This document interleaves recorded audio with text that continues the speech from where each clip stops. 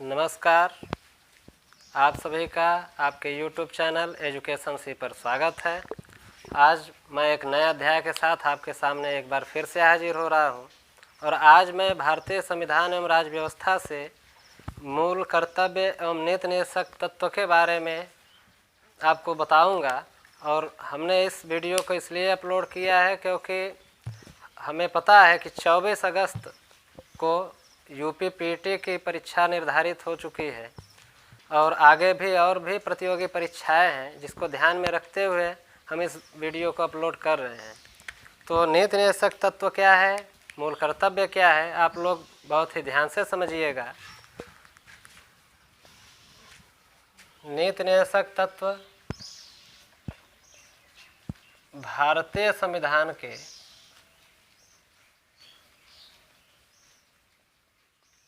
नीति निदेशक तत्व भारतीय संविधान के भाग 4 में वर्णित है।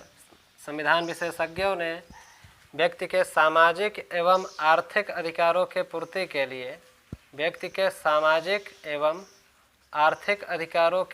के लिए यह भाग बनाया है विशेष रूप से। और यह भाग 4 में नीति निदेशक तत्व आर्टिकल 36 से 51 तक वर्णित है। 36 से 51 तक वर्णित है। यह प्रावधान आयरलैंड के संविधान से प्रेरित है। अच्छा, जानकारी के लिए आपको बता दें कि लोग आयरलैंड से लिया गया है ऐसा शब्द यूज करते हैं, तो लिया गया वर्ड थोड़ा सा आड़ लगता है। ऐसा लगता है जैसे कि उधार लिया गया हो। जैसे बाहर रह के तैयारी करने वाले बच्चे हैं कि मिर्च घट गया, टमाटर घट गया, प्याज घट गया है, थोड़ा सा उधार मांग के काम चला लेते हैं। भैया हमें दाल फ्राई करना है, दे दीजिए प्याज हमें। तो इस तरह का लगता है। तो थोड़ा सा हम ये नहीं बोलेंगे। और न ही हमारा देश ज्ञान का गरीब ही था कि वो किसी दूसरे देश से उधार लेगा, बल्कि उसके अंदर ये अच्छाई है, उसके अंदर इतना ज्ञान है कि वो अच्छाइयों को ग्रहण करने का प्रयास कर रहा है और लोगों के हितों की रक्षा की जा सके, उसके सामाजिक एवं आर्थिक अधिकारों की पूर्ति की जा सके। इसी उद्देश्य से संविधान विशेषज्ञों ने भाग 4 में नीति निदेशक तत्व का प्रावधान किया और आयरलैंड के संविधान से प्रेरित हुआ। यानी हमने प्रेरणा लिया है, हम इंस्पायर हुए हैं, उधार नहीं लिए हैं। तो आयरलैंड के संविधान से नीति निदेशक तत्व का प्रावधान प्रेरित है और इसमें राज्यों का कर्तव्य इस प्रावधान को बताया जाता है। इस प्रावधान को राज्यों का महज कर्तव्य बताया जाता है और इसका सबसे प्रमुख उद्देश्य है कि लोक कल्याणकारी राज्य की स्थापना करना। लोक कल्याणकारी राज्य की स्थापना करना। लोक कल्याणकारी राज्य होने का तात्पर्य है कि व्यक्ति के या लोगों के हितों की रक्षा, मूलभूत उसकी आवश्यकताएं पूरी हो सके। मूलभूत आवश्यकताएं समाज में लोगों की सबसे प्रमुख समस्या होती है रोटी, कपड़ा और मकान। तो उसे पूरा करने के लिए यह प्रावधान लाया गया है भारतीय संविधान में। लोक कल्याणकारी राज्य की स्थापना करना इस प्रावधान का मुख्य उद्देश्य है। और आप लोगों को बता दें, एक ऐसा देश जिसने बहुत से देश को गुलाम बनाया था, जिसने अमेरिका को भी नहीं छोड़ा, उसने अपने राज्य में लोक कल्याणकारी राज्य स्थापित किया।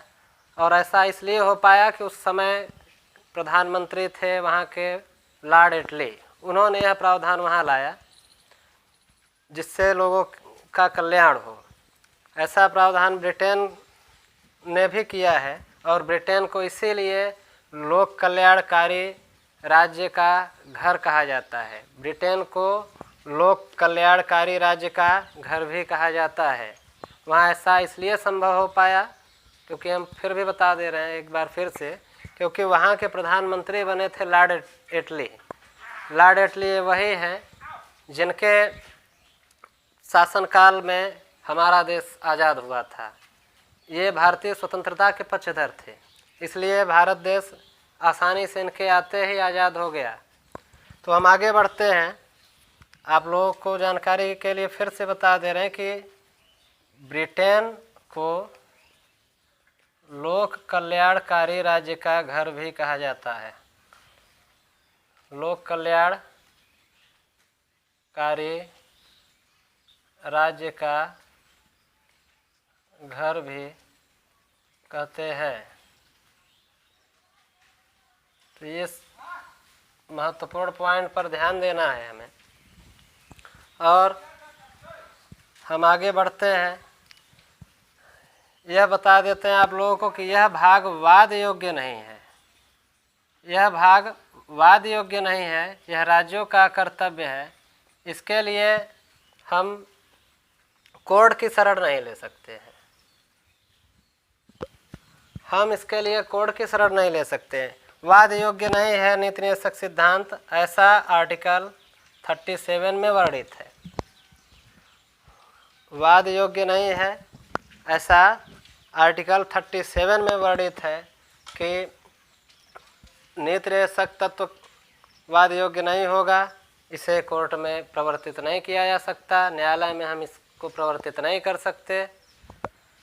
एक बार फिर से समझ लेते हैं कि नीति निदेशक तत्व भाग 4 में वर्णित है। यह अनुच्छेद 36 से 51 के बीच है। इससे व्यक्ति के सामाजिक एवं आर्थिक अधिकारों की पूर्ति होती है। व्यक्ति के सामाजिक एवं आर्थिक अधिकारों की पूर्ति होती है। यह भाग आयरलैंड से प्रेरित है। हम एक बार फिर से बता दे रहे हैं, यह राज्य का कर्तव्य है। राज्यों का एक कर्तव्य होगा कि वह इसे लागू करें, यह उसे लागू करे। लोक कल्याणकारी राज्य की स्थापना करना इस भाग का प्रमुख उद्देश्य है। ब्रिटेन को लोक कल्याणकारी राज्य का घर भी कहा जाता है। वहाँ के पीएम लॉर्ड एटली ने अपने देश में इस प्रावधान को लागू किया, लोक कल्याणकारी राज्य की स्थापना की और लोगों का कल्याण भी हो पाया। इसलिए लोक कल्याणकारी राज्य का घर ब्रिटेन को कहा जाता है। और यह प्रावधान वाद योग्य नहीं है, न्याय योग्य नहीं है। हम इसे लेकर कोर्ट में नहीं जा सकते हैं। तो संविधान विशेषज्ञों ने तो राज्यों का तो कर्तव्य निर्धारित कर दिया, राज्यों का तो कर्तव्य निर्धारित कर दिया, लेकिन नागरिकों का भी तो कुछ कर्तव्य होना चाहिए देश के। ऐसा हम नहीं बोल रहे हैं, ऐसा भारत सरकार ने भी कहा था। कब? 1976 में, जब उन्होंने एक संशोधन किया और नागरिकों के कर्तव्य के लिए उन्होंने मूल कर्तव्यों का प्रावधान किया। यह जानकारी के लिए बता दें आपको कि मूल कर्तव्य भारतीय संविधान में नहीं है, यानी मूल संविधान में नहीं था, वह बाद में जोड़ा गया। वह भारतीय संविधान में बाद में आया है। 42वें संविधान संशोधन अधिनियम 1976 से आया है। अच्छा, नीति निदेशक तत्व की अगर आप बात करते हैं तो नरेगा अधिनियम जो आया था, नरेगा का प्रावधान 2006 में जो ए वाला एक्ट आया है, और मनरेगा, ये सब प्रावधान नीति निदेशक तत्व के ही अंतर्गत आते हैं, नीति निदेशक तत्व के ही अंतर्गत आते हैं। तो ब्रिटेन को लोक कल्याणकारी राज्य का घर कहा जाता है। वाद योग्य नहीं है यह प्रावधान, ऐसा आर्टिकल 37 में वर्णित है। नरेगा और मनरेगा, नरेगा को ही संशोधित करके मनरेगा बनाया गया, जो 2009 में इस एक्ट को लाया गया है। 100 दिनों का वर्ष में काम होता है इसमें।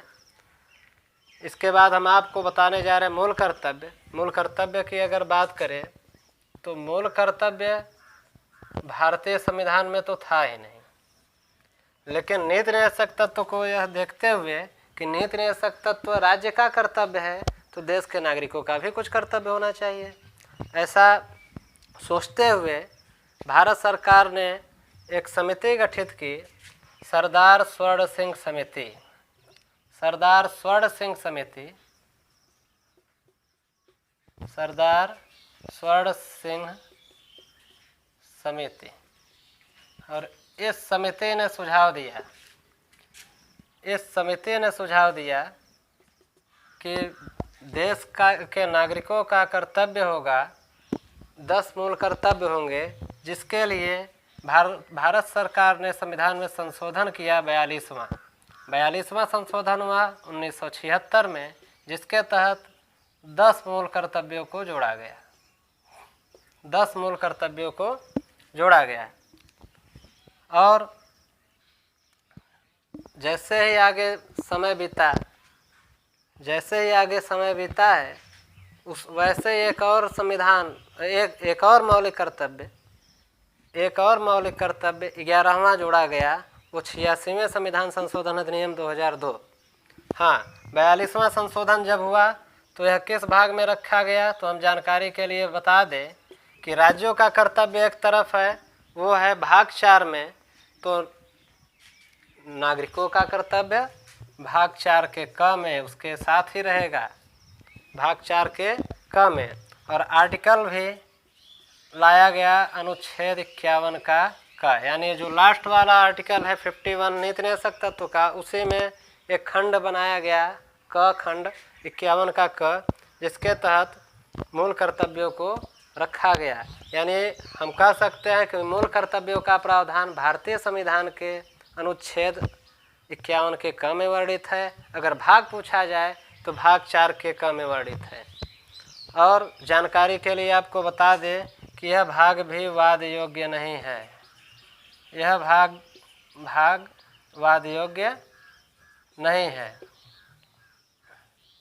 इसे लेकर हम कोर्ट में नहीं जा सकते, न हाई कोर्ट न सुप्रीम कोर्ट, क्योंकि हम अपने अधिकारों की रक्षा के लिए वहाँ जाते हैं।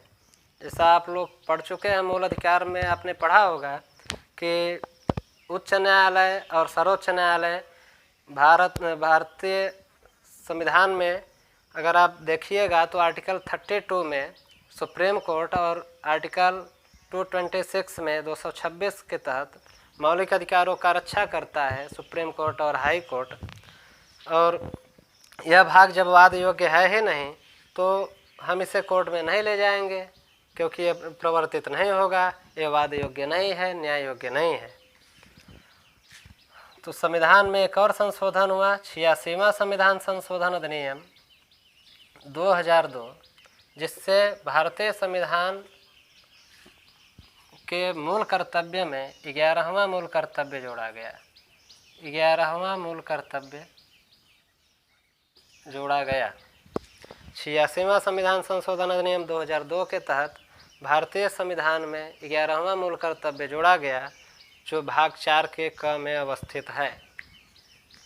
यह प्रावधान ध्यान रहे, मूल कर्तव्यों की संख्या भारतीय संविधान में अगर पूछे कितने थे तो एक भी नहीं थे, बल्कि 42वां संशोधन अधिनियम 1976 के तहत भारतीय संविधान में 10 मौलिक कर्तव्य जोड़े गए और भाग 4 के क में वर्णित है, अनुच्छेद 51 के क में वर्णित है, और यह भाग वाद योग्य नहीं है, न्याय योग्य नहीं है। 86वां संविधान संशोधन हुआ 2002 में, तो 11वां मूल कर्तव्य जोड़ा गया। अगर पूछा जाए कि किस समिति के सिफारिश पर भारतीय संविधान में मूल कर्तव्यों का प्रावधान लाया गया, तो हम बताएंगे कि सरदार स्वर्ण समिति।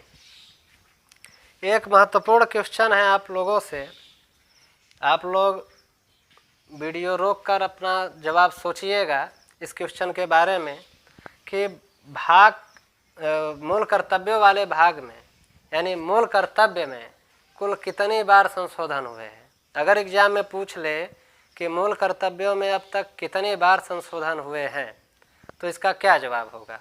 आप लोग वीडियो रोक कर देख सकते हैं, फिर हम आपको आंसर बता रहे हैं इसका। तो इसका जवाब होगा केवल एक बार। क्यों? अब कई लड़कों के दिमाग में चल रहा होगा कि एक संशोधन यहाँ है, एक संशोधन यहाँ है। तो हम जानकारी के लिए आपको बता दें एक बार फिर से कि ये जो 42वां संशोधन 1976 हुआ है, ये तो मूल कर्तव्यों को ही जोड़ने के लिए रखा गया है। मूल कर्तव्य जो भारतीय संविधान में था ही नहीं। तो बल्कि जब 86वां हुआ तो 86वां संशोधन हुआ 2002 में 11वें मूल कर्तव्यों को जोड़ने के लिए। 11वें मूल कर्तव्यों को जोड़ने के लिए हुआ 86वां संशोधन अधिनियम 2002।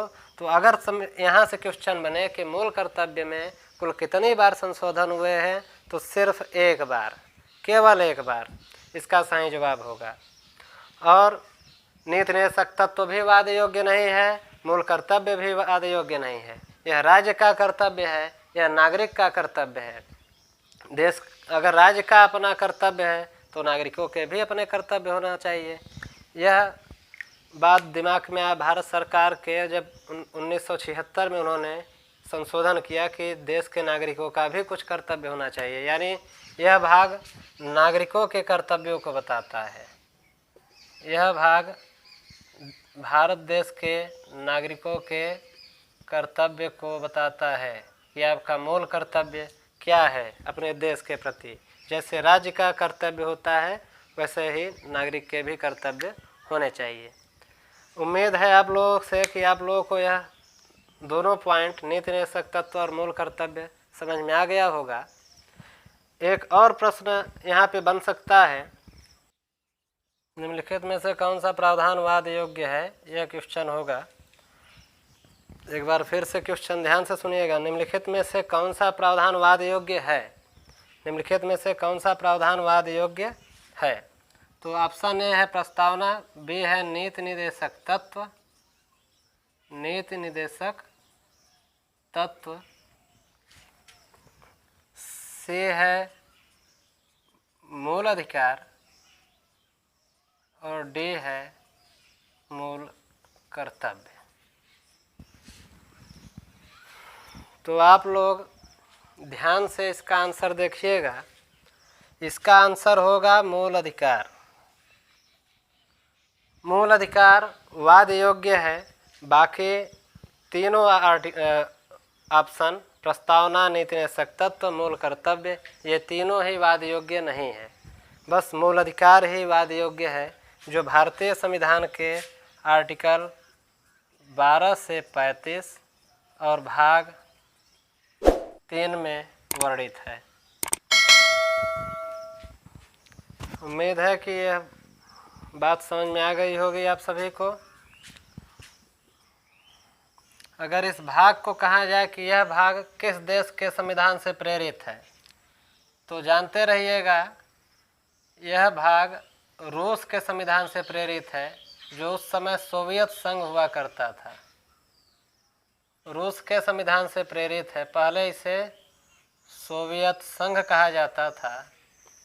सोवियत संघ वर्तमान में रूस को कहा जाता है। तो मूल कर्तव्यों का प्रावधान सोवियत संघ से प्रेरित है। यह भाग 4 के क में वर्णित है, अनुच्छेद 51 के क में वर्णित है। मूल संविधान में एक भी मूल कर्तव्य नहीं थे, ये भी ध्यान में रखना है। 42वां संशोधन करने के बाद 10 मूल कर्तव्यों को जोड़ा गया है और 11वें मूल कर्तव्यों को जोड़ा गया 86वां संविधान संशोधन अधिनियम 2002 के तहत, जिसमें कहा गया है कि 6 से 14 वर्ष के बच्चों के लिए, उनके प्राथमिक शिक्षा के लिए, कि प्रत्येक माँ बाप या अभिभावक का कर्तव्य होगा कि वह अपने बच्चे को प्राथमिक शिक्षा का उपबंध करे, उसकी व्यवस्था करे। इस प्रकार यह भाग समाप्त होता है, यह चैप्टर समाप्त होता है। हम जल्द ही आपके सामने एक नया वीडियो लेकर हाजिर होंगे। तब तक के लिए नमस्कार।